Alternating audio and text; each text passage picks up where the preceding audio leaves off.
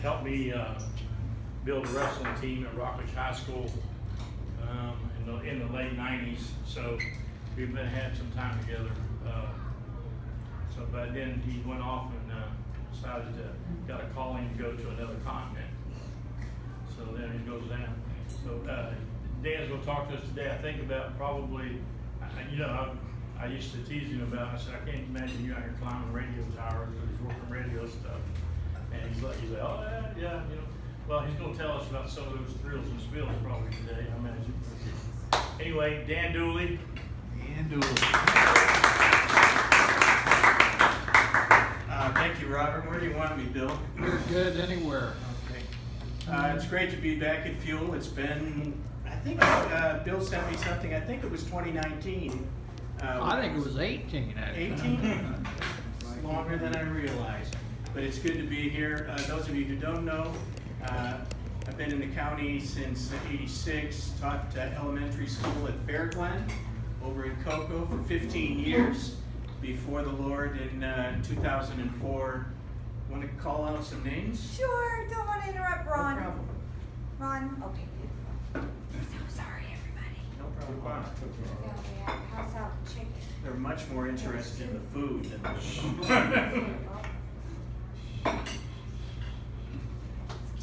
So in 2004, both of my kids were in the process of getting married, and I felt like the Lord had said, get ready to go.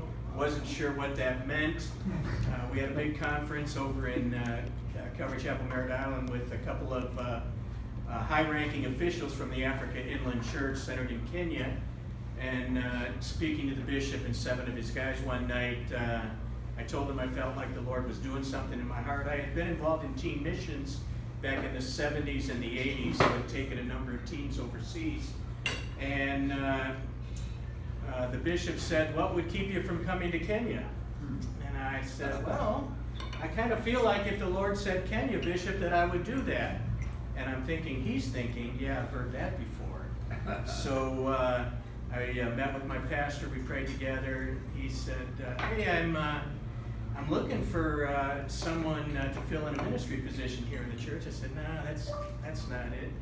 He said, I know the Lord's doing something in your life. I'm not sure what it is. If you want to leave secular education and get into Christian education, we got a teaching position open. I said, no, I'm sure that's not it either. He said, if you insist it's foreign missions, I'd love to have a guy on the ground in Kenya. I said, I think that's the ticket. And so we prayed together, and the Lord just made everything happen. So the guy that we were going to get ready to go over with was working in Kenya already. He said, so I was getting out of school May 15th. I said, a year from now, I think all the deputation, everything else could be done and be ready to go. So I was thinking the following year, May, he came back and said, we really would like to get over there in February, which turned into January, which turned into, he just kept pushing it back. November. I said, are you kidding? So May 15th, I finished school. May 31st, we were on a flight for Nairobi. And the Lord had provided every single thing needed to go. So great is His faithfulness. I'm a little bit of a late bloomer. I didn't leave for Africa until I was 48. I'll be 66 in a couple of months. And I'm so glad. My thinking, I said, Lord, I've got a plan. And when he got done laughing, he said, okay, well, go ahead and tell me, what was your plan? I said, well, I thought I would teach for 30 years, and then I would self-support and go overseas. And I really felt like the Lord was saying, what if I want those 15 years? And I said, Lord, it's all yours. You tell me. And He did, and He worked out the details. Wonderful, wonderful. Grace of God. He's so kind. This is a picture of the area that we work. It's kind of a tough neighborhood. That's Lake Victoria in the middle. Down below us is Tanzania. Next to us, so we're Kenya, just right along that edge. Over here is Uganda. Up here is South Sudan. Then you got Ethiopia. Just the other side of the lake, you have Rwanda and Burundi. And then Somalia up on the north and east. So it is a little bit of a tough neighborhood. Where you see these different colored places is where we have put towers. We're doing Christian radio in an effort to stem the tide of Islam, which continues to try to spread south. In the 17 years that I've been over there, I have worked personally on only 13 towers, but Daguna, the German mission that I work with, has put up about 42, and we're constantly putting up towers. We work with a group called Africa by Radio, with the 6th largest Christian radio operations around the world, so we don't step on each other's toes, and help out where we can. Next slide, please. If you have any questions, don't hesitate, or I can wait till we get to the end. This is a Maasai girl who had some problems with a waterborne disease. They weren't sure if it was river blindness or something like that, but we took her to Lions over in Nairobi, and she was able to get 3 or 4 operations before they finally got it right, but she's grown up and can see and is doing wonderful. Next, please. This is a young kid I met when he was a 10th grader in high school. His father was an alcoholic. He walked out of the house, went to cross the river, and never came home. Died. They assumed. They never found the body. He was in 10th grade, and we had a guy over there promise he was going to take care of his fees, and he was going to put him through school, but it was a big lie. He didn't do anything. So we took him under our wing. We started a program called Want to Buy a Goat. People bought goats, and we sold the goats and put them toward tuition for the kids. He graduated from high school at a national school, then went on to college, got a diploma in electronic engineering, is now working on his degree in IT. Wonderful kid. He's been living with me for 14 years. Wow. And the Lord's really using this kid. He's a good kid. Next, please. That's a picture of a guest house that I ran for a while. You can't really see it. Next, please. So this is a program we have where we take movies out to the bush, out into the mountains. We have a collapsible screen and a whole setup with a generator that we use to show the Jesus film, but often the Jesus film has already been shown to most of these people. So we have numerous other films from Billy Graham and Samaritan's Purse and stuff that we show, and always get a great response. In fact, normally they're out the doors and looking in the windows, and it's a great outreach. Next, please. Quick question. Yes. What language is common over there? So it's a former British colony, so anybody who's been in school in the last 25 years speaks English, because all instruction is in English. So the national language is Swahili, or Kiswahili. And most of these guys, even if they only graduated from 6th grade, speak 3 or 4 languages. They'll speak English, Swahili, their tribal tongue, and the neighboring tongue of the tribe next to them normally. These are 3 guys that I've worked with for a long time. The guy in the middle was our IT guy. Our German friends put him through school. And then when we were up in South Sudan, he felt like the Lord called him to go to South Sudan. So he married and is now up there with a child doing work with mostly Dinka, but also the Nuer, and he's working with radio. It was a huge loss for us, but a great gain for the kingdom. Charlie is one of our welders. We kind of feel like when we're building these towers, we're fabricating these towers, we want the welders to also be our climbers.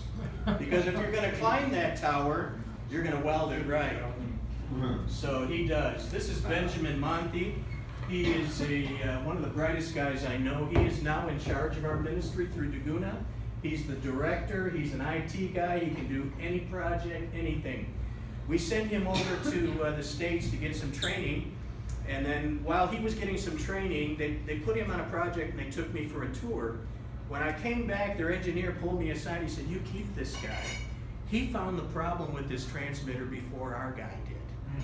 I said, "Oh, that's a really good sign. He could make 3 to 5 times as much money as he's making anywhere else, but he's got a heart for ministry, and he's a dear brother." Next, please.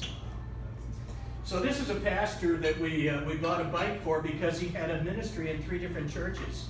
So he was going to 3 different churches every Sunday morning, like the old circuit riders. Except horses weren't available, so we thought the bike was the next best option. We helped his kid through school. He is now a manufacturing engineer. His sister, I don't know if I have a slide of her on here, was our first nurse. We have 4 nurses that we've graduated so far that the Lord has raised up.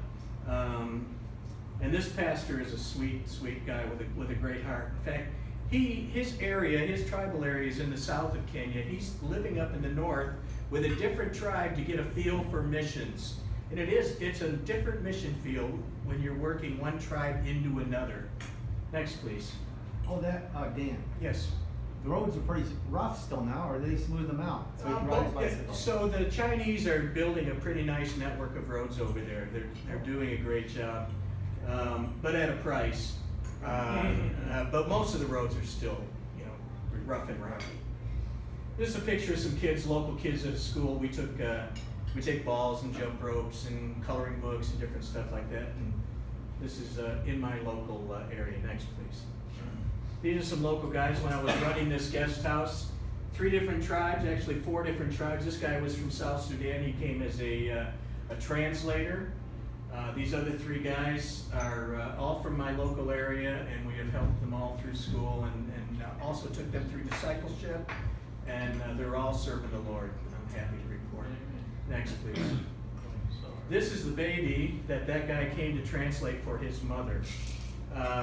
The child was wasting away to nothing. The mother was sick as well. They decided they were going to go to the witch doctor up in South Sudan.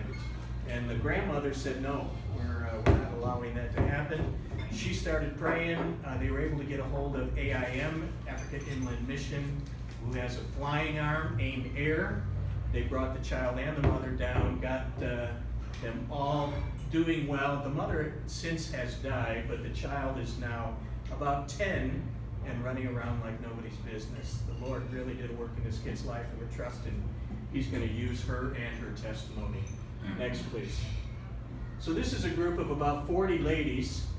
I was telling Robert earlier, I'm the one with the glasses, in case you can't tell. This is a group of ladies. There's about 450 of them across the country.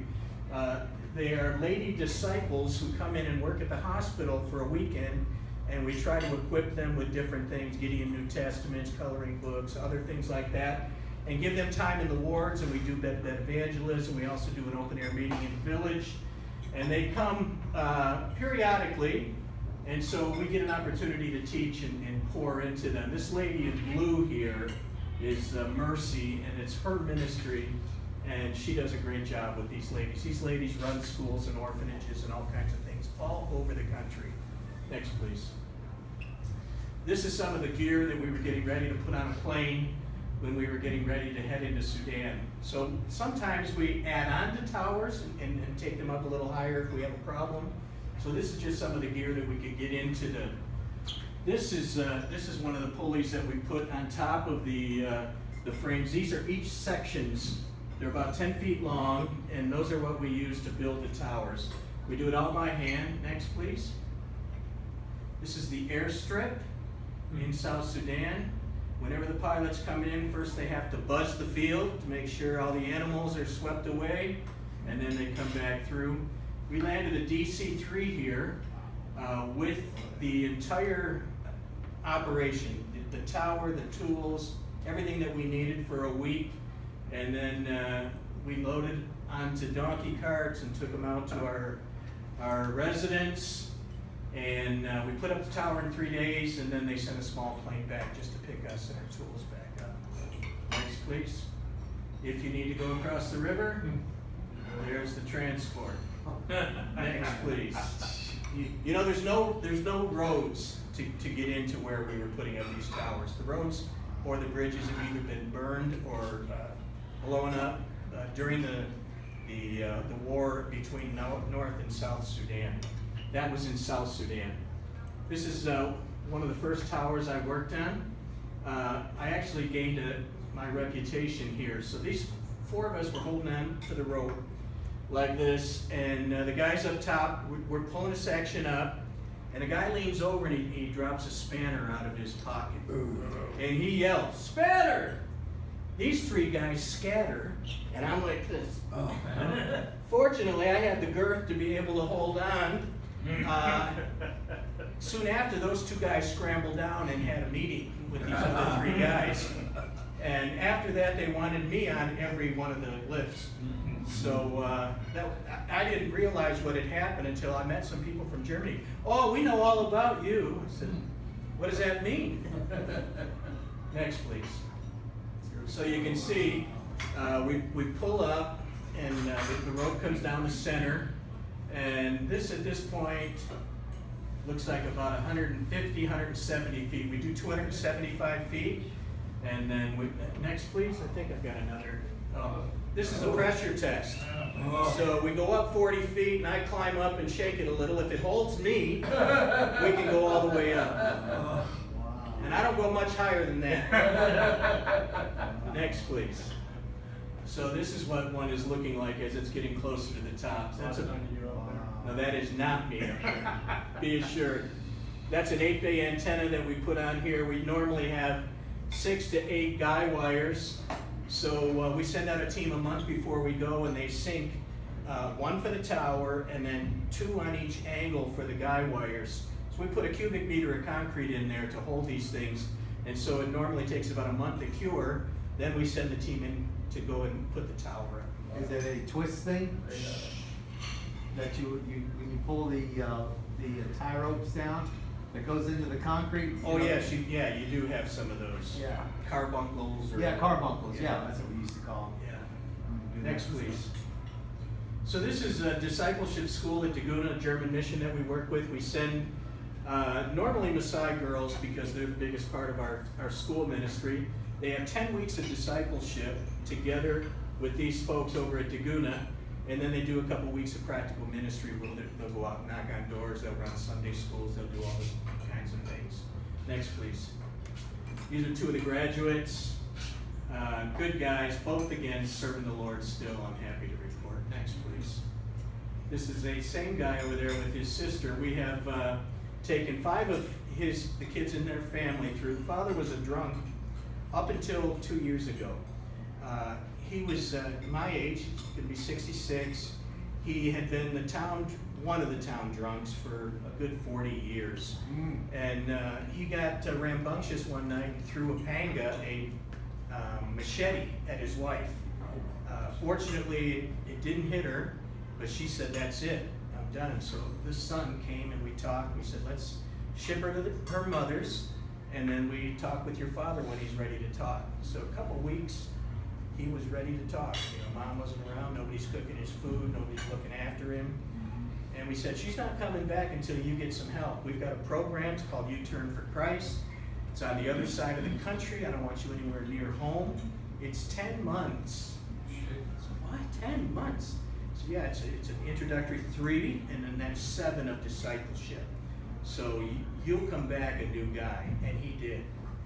The Lord's kept him, even now, almost a year and a half afterward. He's still serving the Lord, still going on. It's mind-blowing, family-changing. Did he get back with his wife, or she's still? Oh yeah, no, she came home, we had a big party when he graduated. Wow. Yeah, the family is ecstatic. Next, please. None of these kids knew him sober. Yeah. 6 kids had never seen him sober in his life till he came home from U-Turn. Glory to God. This is a school in one of the ghettos, one of the slums. Next, please. This is what it looks like in that school. They have some breakout classrooms where they do try to divide some of the other kids from time to time, but a lot of instruction and stuff is done just in this central meeting area. Next, please. We took a bunch of different stuff when we saw that they were using rope for jump rope. It wasn't the best, but we brought balls and all that kind of stuff. Next, please. So this is South Sudan. This is the newest country on the face of the earth. Unfortunately, there's some civil strife between 2 of the biggest tribes, the Dinka and the Nuer, and they are still not really at peace, but things are a little better right now than they have been the last 5 years. Next, please. This is where we stay when we go to do the tower. They were nice enough to climb up and bring down this thing so we could charge our phones with the solar, which was kind of fun. Next, please. What wasn't fun was listening to what was in the roof. Snakes, rats. The rats get up in there, and then the snakes go up after them. And fortunately, we had mosquito netting all over us. This is a part of one of those villages. It's like Nothing I've ever seen. It's just like taking a trip 1,000 years back and finding things much the way it was back then. Next, please. This is a UN school in South Sudan. It's not a great place, but they're at least getting some education. Next, please. Weir Bay is the name of the tower that we put in there. You can see the cross breaking the chains. Very apropos. Next, please. So this is, to our knowledge, the only recorded Dinka worship anywhere. So they've got a project going on where they bring the pastors and the presenters in now that we have the radio up, and they're putting the music on the radio, and the people are coming and wanting to record so they can take it to their different churches. Next, please. You can see the drum and stuff. These are two of the pastors. He's holding a Galcom. It's a flip radio that's got a solar cell on it, and it's fixed only on our station. That's the only thing they can listen to on it. Next, please. That's the name of the company. They're up in Canada. Next, please. So Aid Sudan was an organization that we worked with in Nasir, but they are now called Every Village. And they wanted to put up 14 towers. We did 6 for them so far, and we did another one in Juba for another group. But we work with, most Christian organizations that are wanting to do radio.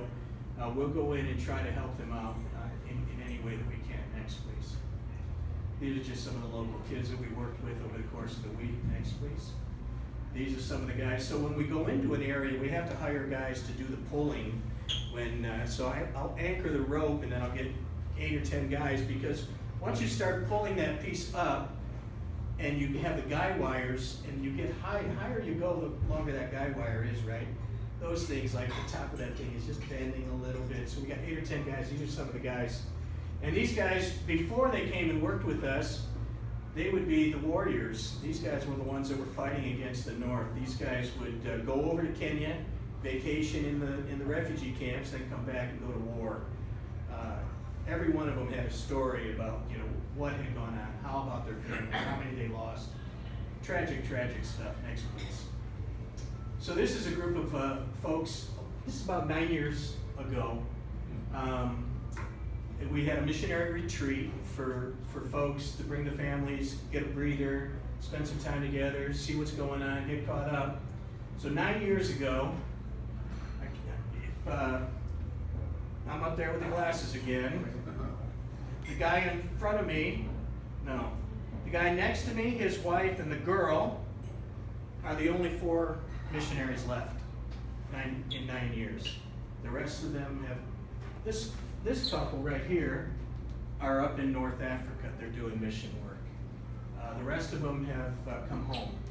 So there's obviously a need for prayer, that the Lord would raise up more people to come. The fields are definitely white at the harvest. And God's got a lot to do, and He's so ready to do it. He's just looking for people. I think that's it. Is that right, Randy? That's the end of it. Questions? Have you ever had a run-in with any of the rebellious, North Sudan, with them trying to blow up the towers or anything? We haven't had any problem. The only problem we had with one of our towers is that, those longhorn cattle that they have down in Texas? They have those up in South Sudan too. I mean, their horns are unbelievable. They occasionally get caught in our guy wires because they mosey up to the guy wire to rub and scratch, and then the horn gets somehow tangled, and then they start freaking out. We haven't had any. Typically, friends of mine who have been missionaries for 40, 50 years said normally the rebels want the radio stations to remain the way they are, to make it look normal, like everything's fine, or they'll use the radio themselves to spread their propaganda. But we have towers up in northern Kenya and northwestern Kenya. We don't send white guys up there. That's all Somali area. So we've got an all-African crew that we'll send up, and those guys work up no problem. And we haven't had any problems with any of the stations, thank God. Yes, sir. I was curious, you talked about the one man that had been in the town drunk for 40 years and all that. for a poor country, the virtually, you know, and he wasn't able to work much, what was his source for getting that? Is somebody feeding that to him? I mean, Well, so you know, my experience with other drunks, with myself, where we would always help each other, right? And so he had a bunch of guys that they drank with. And they drank in these chang'an dens, which is like banana liquor, whatever it is that they can use to make liquor. Moonshine. Any kind of, it is essentially moonshine. their form of moonshine. Yes, and it's cheap, it's really cheap. So, you know, this guy, he worked on a fairly regular basis, but he never brought any money home. He drank it all. Yeah. And so when he had money, he would treat his buddies. When they had money, they would do the same. Thick as thieves. So how did his family survive? She worked, and they have farms. They call it shamba. So they grow most of what they eat anyway. Yes, sir. On those, you said that the Chinese are building roads, but at a price. What kind of price are the people paying for the Chinese bringing all those nice roads? So you know the Chinese are very clever. They are everywhere in Kenya. When they have a meeting, all of the presidents show up and go to China. They'll have a picture of the premier of China with 50 presidents or prime ministers, or there's a king still down there. They'll all be there because they're getting handouts, they're getting gifts, they're getting bribes. In Kenya, and this is not by any stretch unique, they've got the port, so they're building a new port. They've got the standard gauge railway, they've got the rails, they've got the port, they're doing projects at the airport, and roads and bridges. All four of those are your main infrastructure, right? And when they make you, they don't give you grants, they give you loans.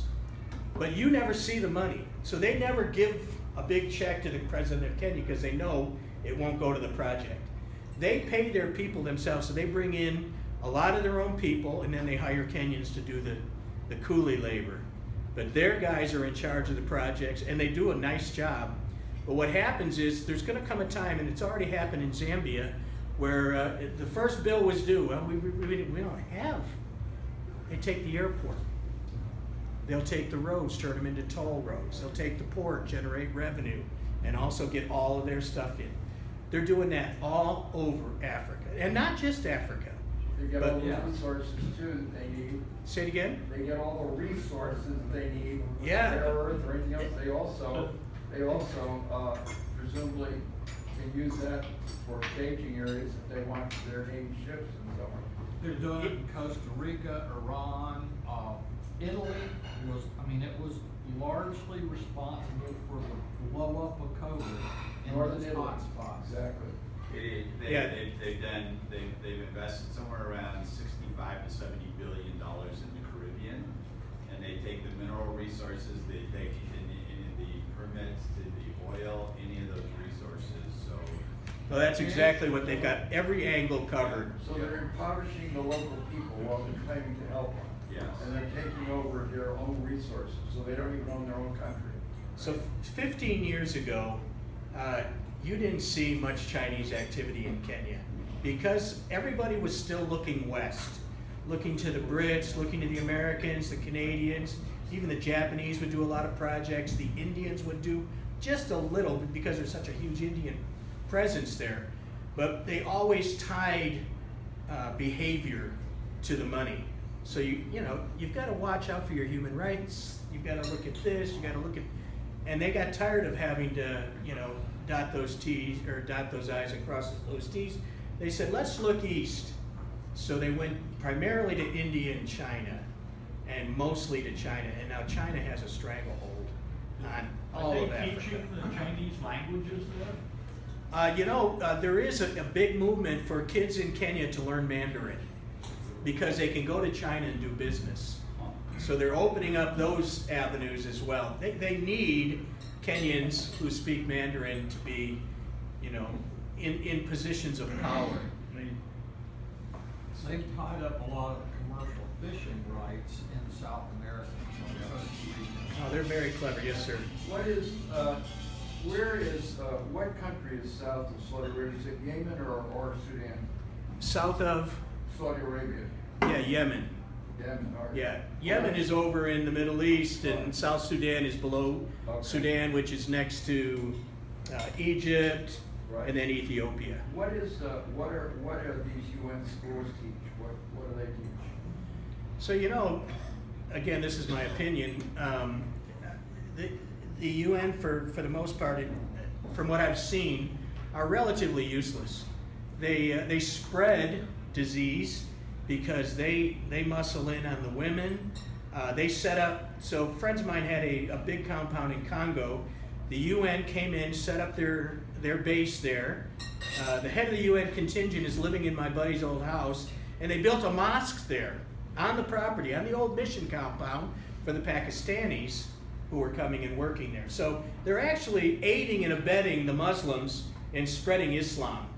And they are normally not up to any good. They'll take advantage of the women. They say they're disease spreaders. They're responsible for a lot of young girls being pregnant, Right. and then they flee and don't take responsibility. Smuggling weapons, smuggling other stuff. The UN's been caught doing all kinds of hideous stuff. Yes. With Ebola being problematic in the Congo, are you seeing any Ebola? So, you know, Congo is pretty much as far as Ebola has come. It was typically West Africa, further west. So we haven't seen any Ebola in Kenya. So we're far east, and most of the Ebola originally was far west. But Congo sits in the center, but Congo is huge. So I thought it was in the northeast, but you're saying it was in the west of DRC? So the biggest outbreak of Ebola was not in DRC. It was over even further. Oh, really? Yeah. Okay. Yeah, you know what, that doctor, the American doctor who got it, he was, I think, Samaritan's Purse? yeah, he was with Sam's Purse, and I'm trying to think which country he was in. Most of it was far West Africa. Okay. All right. But DRC did have some cases, and I think Uganda even had a case or two, but they squashed it really quick.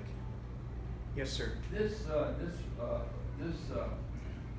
scandal of the UN is worldwide. It's not just in that country. No, that's true. So why aren't there a group of nations that's saying the United Nations is supposed to bring peace and prosperity into the world, and we're not. We're bringing misery to people who don't have much to begin with, and have limited education, and we're making the world and it's creating misery.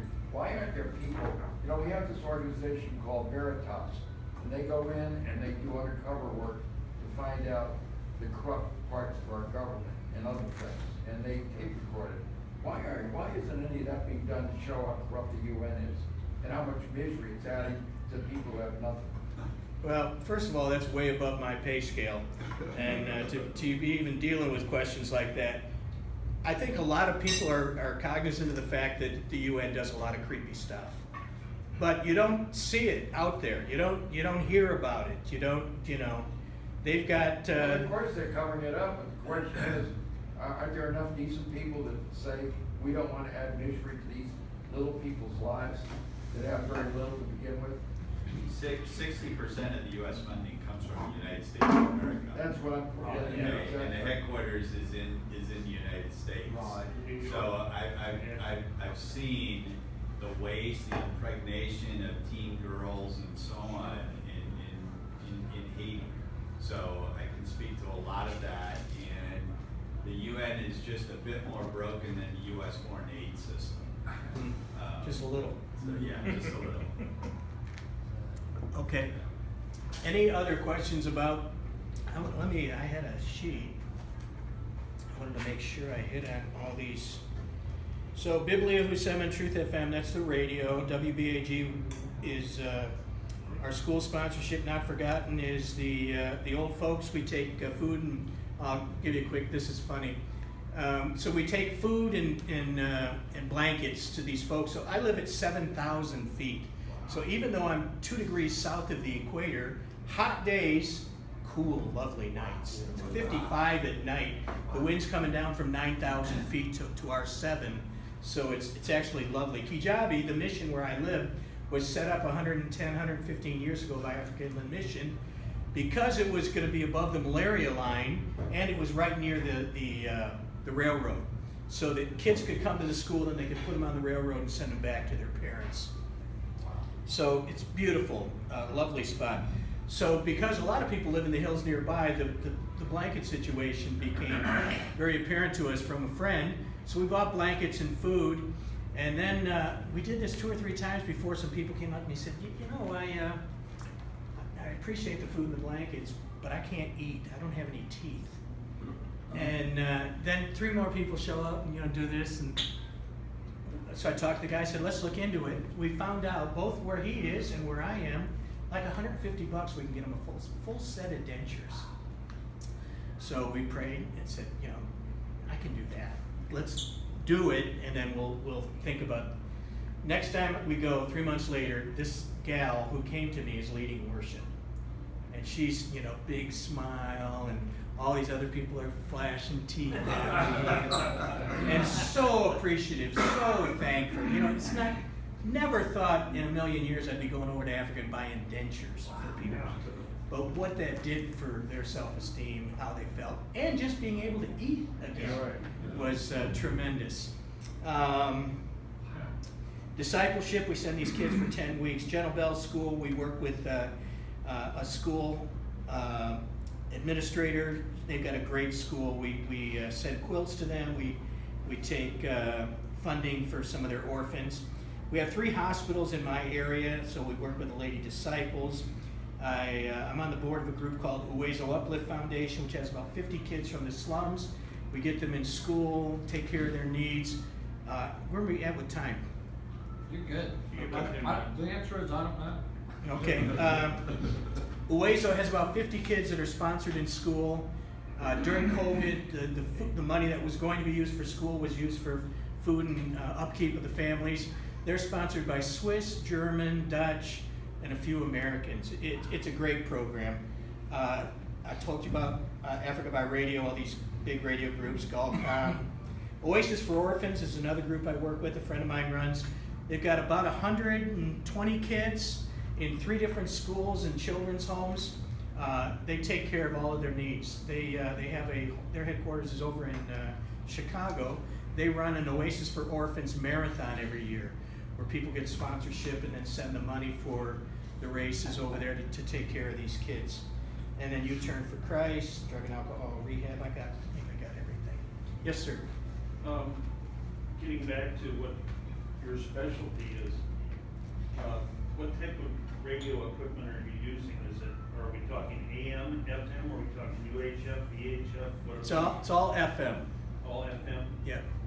We get our equipment from a group up in Indiana, and we also get some stuff from Italy, but we wanted to try to keep all the same stuff so we could trade out parts but these guys really missionize their stuff, and they really make it tough, because they know where it's going. And the only problem becomes shipping. Shipping is unbelievably expensive, so excuse me. Will it be the towers that are expensive to ship, I guess? So now the towers, we fabricate ourselves. Okay. So we were using Indian-made, because the Indians, they control almost everything that has to do with building and construction. The industrial area is all Indian. So we had been shopping around. We bought an Indian one, and then we realized that it was rusting on the inside. When we had so everybody got a little squirrely. Then we were up north in Eldoret, and we saw a tower that was bent in half. And we said, boy, that could happen to us, and that would really be tragic. So we made the decision at that time to fabricate our own towers. So we started going to the industrial area, finding the materials that we needed that were good quality. You get 2 or 3 different qualities of material in Kenya. You get Chinese junk, then you get Chinese with some quality, you get British, good and bad, and then the Indian stuff. So you have to find the right supplier. And again, we take our welders, who are going to be our climbers, to put those things together. So we've got a big jig, 10 foot long, we put the tower pieces in there, they all weld them up. They cut them, they bend them, they do everything. Then we pick them up and ship them out and have them galvanized. Kind of like packing your own parachute. That's exactly right. That's exactly. We do the same thing when we're building. If you're going up 2 stories and they're gonna have to construct their scaffolding out of twigs, you want them to pick the twigs that they use and lash together. So if you're gonna be doing this section, then you build the scaffold for that section. Yes? Why FM only? So the extent of my radio experience prior to going to Kenya was I knew how to push the button in the car. Now I'm lost because we can't even find buttons or knobs or what. So I don't know much about, other than the fact that it has to be line of sight. So, and my understanding is, AM is being used by some of these big organizations. They've got these big transmitters that you can walk into, and they're just miles and miles of cable. And I think it's probably the easiest to be able to deal with. It's the one they've been using. AM broadcasts over a longer distance, I think, like at night, but during the day, I don't think it broadcasts as far. So maybe the signal is better with the. FM is better. I don't have much luck with AM. Do it on Saturday. For distance, but you don't get the quality. That might be a question for Google. How long do those towers last that you galvanize? So we put some in 17 years ago. They're still good. Good. Wow. Yeah. So we've had to go in with some of these older towers that we built, and we build a tower right next to it, and we take down the old one as we go. Wow. Because and you get them down and you look in. There's a little rust on the outside. So the guy that was in the middle of that picture used to work for another organization, and they would paint the towers every couple years. Well, that would take care of the outside, but you didn't know what was going on the inside. So it just scared the devil out of us. We said, no, we don't want to take a chance. Good. Got a guy up 275 feet. No. That's a long one. So you're doing the tower building. Do you also do the broadcast? So no. So on the broadcasting side, typically what we do is we take a 20-foot container, a shipping container, and we build a wall in it, we build a desk in it, and if we're doing, depending upon where we are, if it's solar, we use the one side for the solar batteries and the other stuff. If it's wind, whatever. So half of it will be for broadcasting. We train guys in Kenya. There are guys who graduate from multimedia and other institutions there that, if they're believers, when I got there was 6 radios. Now there's like 37. And radio can be a big moneymaker if you get the right people. Unfortunately, one of the temptations that our guys have to deal with are these briefcase pastors who come to the door with a briefcase full of money because they want to be on radio. And it's pay for your blessing. Everything is on the telephone. You can send money by the telephone. Here's your M-Pesa number. If you send me 1,000 shillings, I'm gonna. So these guys are having to deal with this all the time. No sooner do we get them cleared out than other guys bring them back on. So are cell phones and smartphones prevalent there? Oh yeah. I was doing money transfer and phone stuff 12 years ago in Kenya, long before there was any money transfers by phone over here. Yes, sir. Why can't you, if they're putting up cell towers for cell phones, why can't you put up your transmitters and pay for them, be put up on the same towers and save you a lot of money? Well, first of all, one of the things that we're into is independence. We don't want to be dependent on anybody. Okay. Because dependence is a big problem, not only with them taking money from you, but also having control of your switch. They can turn you on and off. Like a little Facebook and Twitter? Yeah, kind of like that. So yeah, we don't. when we put up a tower, oftentimes we put a splitter on the top where we can have 4 different stations, can all be on the top spot, and then we can put other guys underneath them too, but the lower you go, the less you're gonna hit, right? So it's the size of your tower by the size of your transmitter, whether it's a 200, 300, 500, or 2,000 watt transmitter, and the size of your antennas. So on that one you saw an 8-bay, we put a 2, a 4, a 6-bay, and again, each one of those things is gonna multiply, you know, your signal, the distance that it goes. And of course, the topography of the land is gonna play in too. So some big cities, we go in 2 ways, because if they're in a bowl, we're only gonna get half of them because they're not getting anything on this side, so then we'll ship it in this way as well. So we would rather be on the controlling end, so that we can generate some income to pay for security, to pay for diesel, to pay for, you know, there's always costs, always things going wrong. Lightning strikes, we gotta get up there and, you know, tear whatever it is that got wrecked.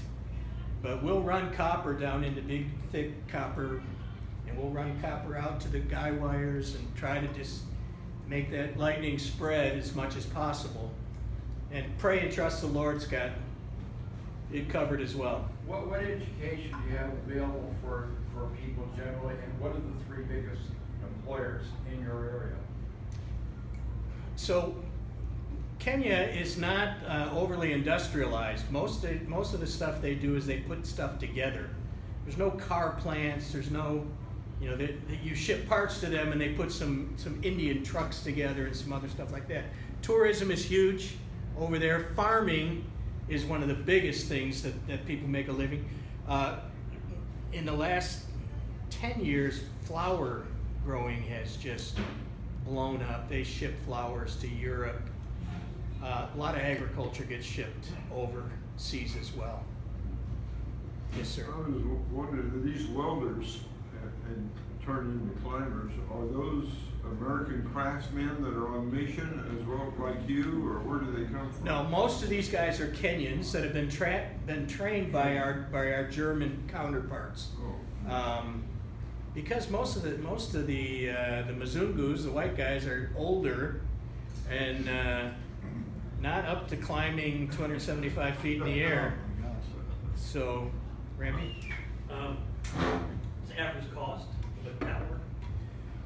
So, 3 different components. You got the land, first that you gotta get, then you've got the tower itself and its pieces, and then after that, then you have the transmitters, receivers, antenna, and all the other stuff. So each one of those components is between 50 and 70,000. Yeah. So we will go in and we will do for free what these guys ask us to do. We just ask them to pay our way to travel and to pay for food while we're there. But there's no other charges. So they save a ton of money.